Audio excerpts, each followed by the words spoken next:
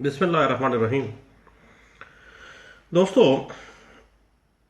Civil practice में दावाजात इख्तिमाम तरका, जिनको एडमिनिस्ट्रेशन सूट कहा जाता है, बहुत अहम दावाजात हैं। दावा इख्तिमाम तरका या एडमिनिस्ट्रेटिव सूट एक फौतशुदा शख्स के बैंक अकाउंट, उसकी गैर मनकूला जायदाद, उसकी मनकूला जायदाद, तमाम जायदाद की वारसान के अंदर तकसीम और उस जायदाद का तकसीम से पहले इंतज़ाम वगैरह करना और फौतशुदा शख्स के कर्जादारों को जिसका उसने कर्जा देना है उनको कर्जा अदा करना इसमें शामिल है। और अगर फौतशुदा शख्स ने कोई वसीयत की है तो उसकी वसीयत को पूरा करना भी एडमिनिस्ट्रेशन सूट का हिस्सा है। एडमिनिस्ट्रेशन सूट्स जो हैं, इसमें तमाम जुमला वारसान जो हैं उस मैयत के, वो लाजम ज़रूरी फरीक़े मुक़दमा तसव्वुर किए जाएंगे। तमाम वारसान लाजमी उस दावे का फरीक होंगे, उसमें एज ए पार्टी आ जाएंगे। अब यह है कि लोकस स्टैंडाई किन किन को हासिल है एक फौतशुदा मुसलमान की जायदाद पर दावा इख्तिमाम तरका करने का। पहले नंबर पे क्रेडिटर्स आते हैं, जिन जिन लोगों ने मरहूम से कर्जा लेना है। नंबर 2, बाय हेयर आर लिगेटी, कोई वारस भी हो सकता है। उसकी बेवा, फौतशुदा की जो बेवा है, वो भी एडमिनिस्ट्रेशन सूट फाइल कर सकती है for the settlement of door, कि उसका जो हक महर है उसकी अभी सेटलमेंट रहती है। वो मरने वाला अदा नहीं करके गया, छोड़ गया है पीछे 10 लाख जो हक महर था वो भी अदा करना था, लेकिन नहीं किया गया। उसके बाद एनी लेगेटी बाय विल, जिसके हक में मरने वाला वसीयत कर गया है 1/3 की हद तक, वो भी एडमिनिस्ट्रेशन सूट फाइल कर सकता है। ये थे वो लोग जो एडमिनिस्ट्रेशन सूट्स को फाइल कर सकते हैं। एडमिनिस्ट्रेशन सूट्स का कुछ तरीकाकार ऑर्डर 20 रूल 13 है, उसमें दिया गया है डिक्री इन एडमिनिस्ट्रेशन सूट, जिसका टाइटल है। इस ऑर्डर 20 रूल 13 की 2 क्लासेस हैं। इसमें तमाम तरीकाकार जो है वो वाज़ेह किया गया है कि किस तरह से एडमिनिस्ट्रेशन सूट जो है वो फाइल किया जाएगा। जो एडमिनिस्ट्रेशन सूट है उसमें फौतशुदा शख्स, जो मुसलमान शख्स है, उसकी गैर मनकूला मनकूला जायदाद, पाकिस्तान के अंदर और पाकिस्तान के बाहर उसके बैंक अकाउंट्स या कोई भी दीगर असासाजात कहीं भी हों, उनका शेड्यूल शामिल करना लाजम है। और वो राइट बयान करना जिस हक की वजह से दावा दायर करने वाले मदई को वो हक हासिल है, वो हक जिसकी रूह से मदई इस बात का हकदार करार पाया है कि वो एडमिनिस्ट्रेशन सूट फाइल करने आ गया है, कि उसने कर्ज लेना है मरने वाले से या उसके हक में वसीयत छोड़ गया है, वो उसको एडमिनिस्टर करवानी है। ये तमाम चीजें बयान करना एडमिनिस्ट्रेशन सूट के दावे में लाजमी है। प्रेयर के अंदर तकर्री रिसीवर भी की जा सकती है। तकर्री रिसीवर या फॉर द मैनेजमेंट ऑफ और एडमिनिस्ट्रेशन ऑफ द प्रॉपर्टी जो है वो भी करना लाजमी है। बाकी एडमिनिस्ट्रेशन सूट्स के जो दावाजात हैं उनके कुछ नमूना जात कोड ऑफ सिविल प्रोसीजर 1908 के appendix A form 43 and 42 and 43 दोनों फॉर्म है, और अपेंडिक्स डी के नमूना जात नंबरी हैं 17 एंड 18। इनके अंदर ये दावा के नमूना जात भी दिए गए हैं। अदालत सबसे पहले इब्तदाई डिग्री, उसके बाद तकर्री रिसीवर करते हुए फाइनल डिग्री जो है वो सादर करती है।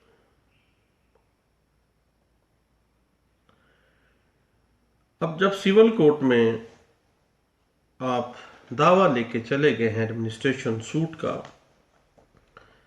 तो पहली बात कोर्ट फीस के हवाले से है कि दावा एहतमाम तरका के अंदर कोर्ट फीस का इतलाक कोर्ट फीस एक्ट की जो सेक्शन 4 का सब सेक्शन एफ है उसके मुताबिक मदई अपनी जाती मर्जी के साथ मालियत वाज़े कर सकता है कि मालियत दावा 2 लाख रुपया, मालियत दावा 50,000 रुपया मुकर्रर की जाती है। अपनी मर्जी से वो मालियत दावा कायम कर सकता है कोर्ट फीस के लिए।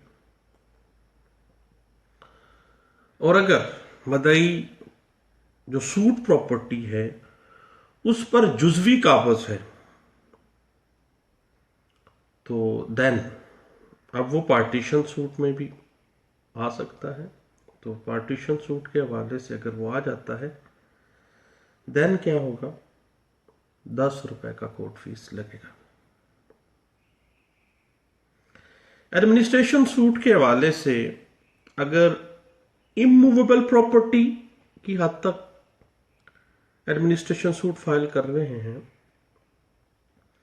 तो under article 144 of limitation act 1908 limitation होगी 12 साल की। और अगर आप मूवेबल प्रॉपर्टी के हवाले से एडमिनिस्ट्रेशन सूट फाइल कर रहे हैं then under article 120 of limitation act 1908 apply होगा, और उस वक्त लिमिटेशन होगी 6 ईयर की, 6 साल।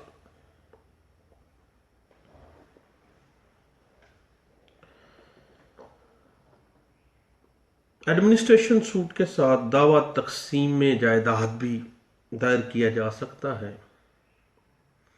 अलबत्ता एडमिनिस्ट्रेशन सूट पार्टीशन सूट से ज्यादा इफेक्टिव होगा और एडमिनिस्ट्रेशन सूट के जरिए ही पार्टीशन जो है वो डिमांड की जा सकती है बजाय इसके कि अलहदा से तकसीम जायदाद का दावा दायर किया जाए। अगर दावा इख्तिमाम तरका हो गया है, एक मदई ने कर दिया है, तो जो डिफेंडेंट हैं उनके पास कौन कौन से डिफेंस होंगे, कौन कौन से वो उज़र पेश करेगा, डिफेंस लेके आएगा, उसका तोड़ क्या है। पहली बात यह है, पहला उज़र ये आ जा सकता है कि defendant applied the whole of the said sums which the defendant received from rents of the immovable property to the payment of funeral and testamentary expenses and some of the debts of the testator। कि defendant के पास जो जायदाद थी उसके उन्हें कराया जात या उसके मालिया उसने वसूल तो किया, लेकिन वो वसूली के फौरी बाद उसने फौत शुदा शख्स की इसाले सवाब के लिए या उसकी कफन दफन के इंतजामात, उसके कुल्लों के ख़त्म के ऊपर, उनके दसवें के ख़त्म के ऊपर, उसके चालिये के ख़त्म के ऊपर, उसके साथ कोई मुख्तलिफ जनाब 100 देगे चढ़ा दी जनाब। पैसे तो लग गए जनाब। अब जब पैसे लग गए हैं, पहला डिफेंस आ गया जनाब। अगर कोई पैसे बचे वो सारी तदफीन वगैरह से, देन ये कि जनाब उसके कर्ज ख्वा जो जनाजे में शामिल थे उन्होंने जनाब तंग किया, तो उन कर्ज ख्वाहों को कुछ ना कुछ दे दिया गया। दूसरा जो डिफेंस ले सकता है डिफेंडेंट, वो ये है कि डिफेंडेंट ने अकाउंट्स तैयार किए, कॉपी प्लेंटिफ को भिजवाई फलां तारीख को फलां वक्त में, और एक्सेस फ्रीली दी गई, उस वोचर्स के साथ पैगाम भेजा गया कि आप जब चाहें उन अकाउंट्स को चेक कर लें, इतने पैसे आए हैं, आप इतने पैसे लग गए हैं, आके आप चेक कर लें। लेकिन मदई ने मेरी बात ही नहीं सुनी, वो सीधा अदालत आ गया है, बजाय इसके कि वो अकाउंट्स तो चेक करता, मामलात को तो देखता, वोचर्स को वेरीफाई तो करता।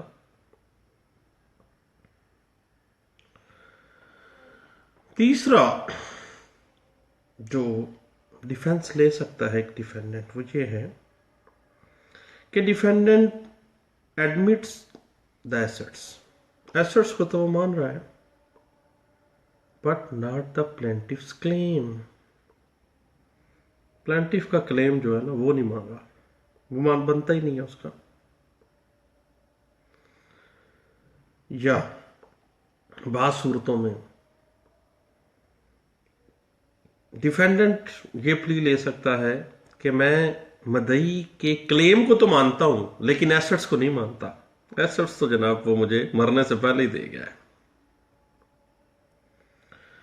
चौथा जो डिफेंस वो ले सकता है एज डिफेंडेंट, वो ये है the claim is barred by limitation. काम ही खत्म, क्या लिमिटेशन आ गई है, कानून मियाद आ गया जनाब। 3 गाड़ियां थी, दावा दायर करने आ गए हैं उन गाड़ियों का, लेकिन 7 साल हो गए हैं। 7 साल बाद 6 साल की लिमिटेशन थी अंडर आर्टिकल 120 लिमिटेशन एक्ट 1908, लेकिन आए हैं जनाब 6 साल के गुजार के।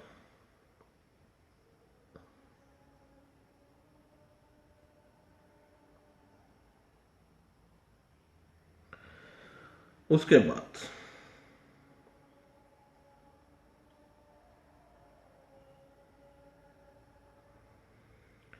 बैलेंस अमाउंट के हवाले से कि जो रकम बाकी बची है वो मुश्तरका जो हिस्सादारान हैं उनके दरमियान सेटल्ड कर दी गई है। सबको इतने इतने पैसे बगैर लिखत पढ़त के दे दिए गए थे, और बाकी जो थोड़ी बहुत अमाउंट बची है, the amount has been forfeited, वो कहीं ना कहीं दफीनों में चली गई, कुछ ऐसे मामलात में चली गई है जो वापस नहीं आ सकते।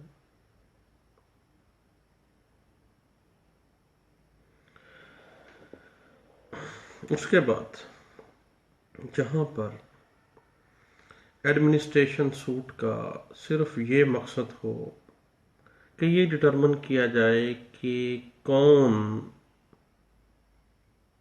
असली वारिस बनता है, तो फिर एक राइवल जो हेयर है वो दूसरे के खिलाफ एडमिनिस्ट्रेशन सूट में नहीं आ सकता। ये भी एक इसको एक डिफेंस के तौर पर दिया जा सकता है।